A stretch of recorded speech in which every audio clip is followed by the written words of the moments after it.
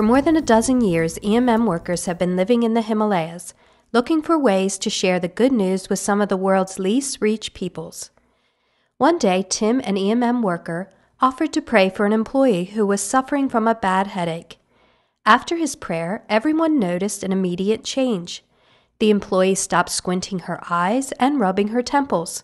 She jumped right back into the action and seemed more like her usual energetic self. Even a week later, the headache had not returned. Tim was excited by this small breakthrough that was obvious to all the employees. The healing came just days after the team had been specially praying and fasting for an outpouring of God's Spirit. For years, the team had been praying that God would reveal himself through signs and wonders. The Himalayan people have seen many powerful supernatural phenomena in their traditional religion. So they also need to meet Christ in life-changing encounters and see that Christ is more powerful than the other spirits.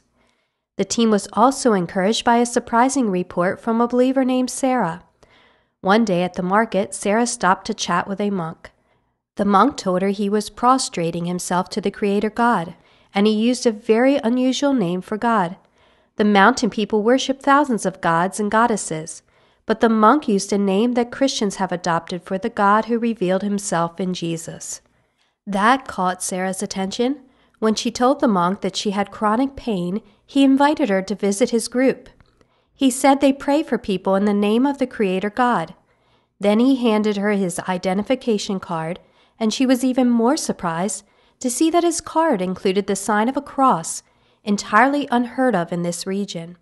This encounter gave the team a fresh perspective on the scarlet-robed monks they see throughout the city. Clearly more is going on than meets the eye. God is at work. Tim believes that instead of trying to persuade people to change their religion by comparing theology and using head logic, Christians need to share words of testimony and rely on the power of the Holy Spirit. When the mountain people personally experience the power of the Creator God, fear will be banished and they will become new kingdom creations.